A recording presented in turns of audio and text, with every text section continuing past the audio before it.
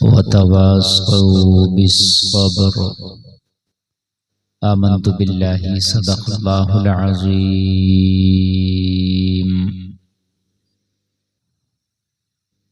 गुनाहगारों की बख्शिश कराने वाले मुस्तफ़ा,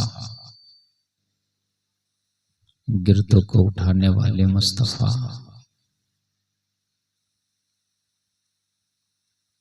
जिनके सदक़े में हमें जिंदगी का शऊर आया, उसी नबी की बारगाह में झूम कर हदिये दुरूद पेश करें। पढ़ें अल्लाहुम्मा सल्ली अला सय्यिदिना व मौलाना मुहम्मद व बारिक वसल्लिम सल्लु अलैहि वसल्लम। सलातु व सलाम अलैका या रसूलल्लाह सल्लल्लाहु तआला अलैहि वसल्लम।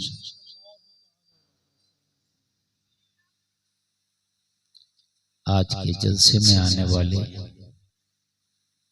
जुमला सामिईन और सामिआत,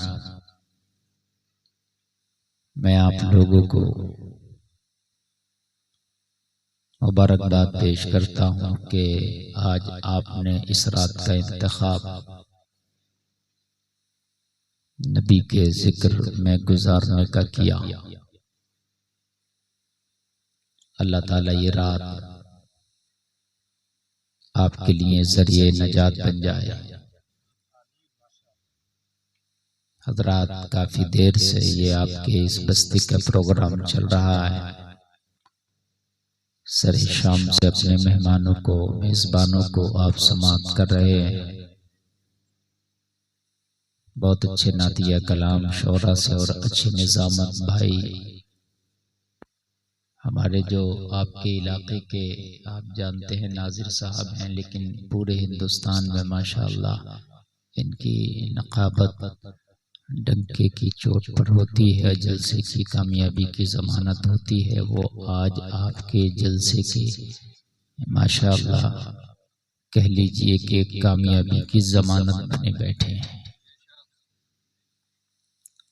मैं आपके सामने हाजिर हूँ। मैं थोड़ी देर आपसे मुखातब होना चाहता हूँ। आप मोहब्बत के साथ मेरी बात को सुने। अल्लाह करे कि कहने से ज्यादा हमें अमल की तौफीक अता हो।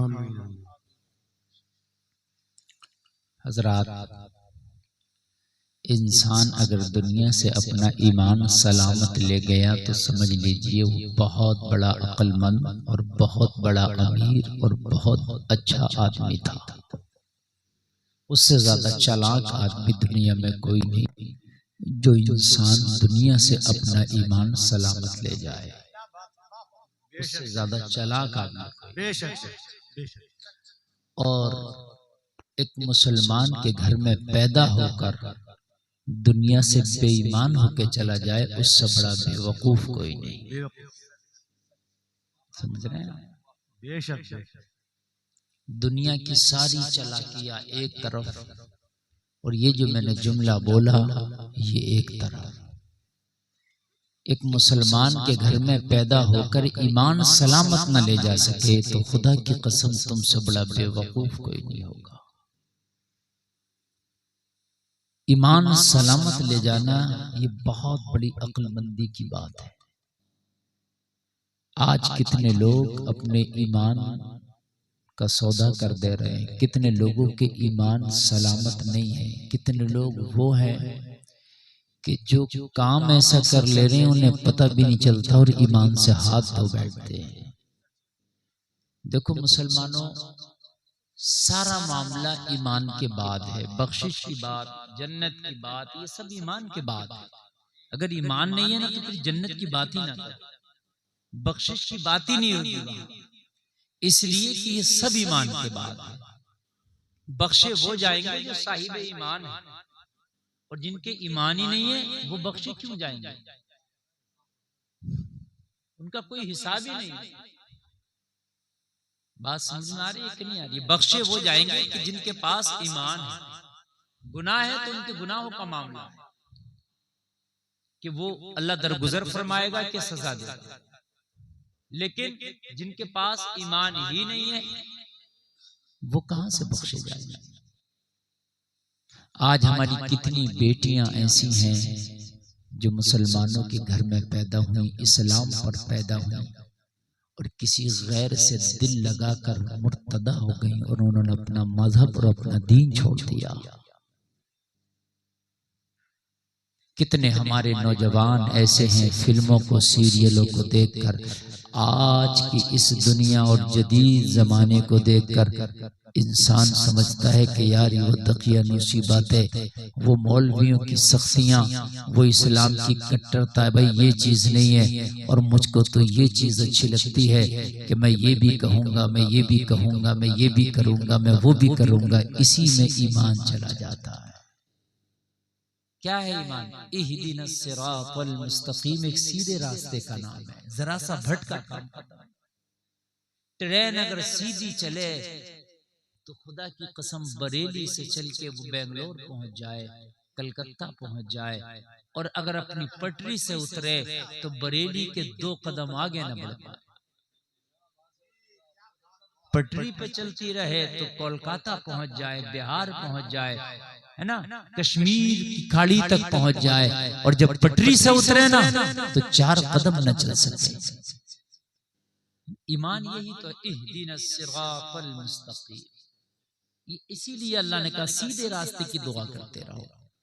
इस पर चलते रहोगे ना तो बहुत आगे जाओगे, इतने आगे जाओगे कि पुल से रात से गुजर के जन्नत में पहुंच जाओगे। सिरातल मुस्तकीम का जो स्टेशन है, लास्ट स्टॉप जो है वो जन्नत है। इहदिनस सिरातल मुस्तकीम का जो लास्ट स्टॉप है वो क्या है? जोर से बोले, ये जन्नत है। और ये गुजरेगा रास्ता आपका, चलता रहेगा, और फिर बीच में पुल सिरात भी आएगा। लेकिन खुदा की कसम, जिसने इहदिनस सिरातल मुस्तकीम पे चलना सीख लिया हो वो पुल सिरात पे भी नहीं भटकेगा। बेशक बेशक आखिरी स्टॉप उसका जन्नत है। और जो जरा सा भटका तो पुल सिरात तो बड़ी बात है, मरने के बाद की बात है। दुनिया के मामलात उसके सब बिगड़ जाएंगे, सब गड़बड़ा जाएंगे। इसलिए मुसलमानों, तुम खुश नसीब हो, अल्लाह ने करम किया है करोड़ों। उसका यही बहुत बड़ा एहसान है कि तुमको एक मुसलमान के घर में पैदा करके नबी की उम्मत बना डाला। अब सारी चीजें, अमीरी, गरीबी, पैसा, दौलत, शोहरत, माल, तख्त, ताज, हुस्न, जमाल, लंबाई, मोटापा, ये सारी चीजें मेरे भाई वो दे तो उसकी मजीद रहमत। अगर ना भी देना तब भी उसने बहुत दे दिया, उसी का शुक्र अदा नहीं कर सकते। एक मुसलमान के घर में पैदा करके नबी की उम्मत बना के, इससे बड़ा उपकार खुदा की कसम हो ही नहीं सकता। इसलिए कि अगर आप कुछ भी ना करें, दुनिया से गुर्बत की सांसें लेके मर जाएं, इस दुनिया में आप ऐसे ही फाका कशी से मर जाएं, आप दुनिया में सिर्फ 2 जोड़ा कपड़ा में जिंदगी गुजार कर चले जाएं, कच्चे घर फूस के घर में जिंदगी गुजार कर चले जाएं, मगर मरने के बाद तेरा ठिकाना तो जन्नत है।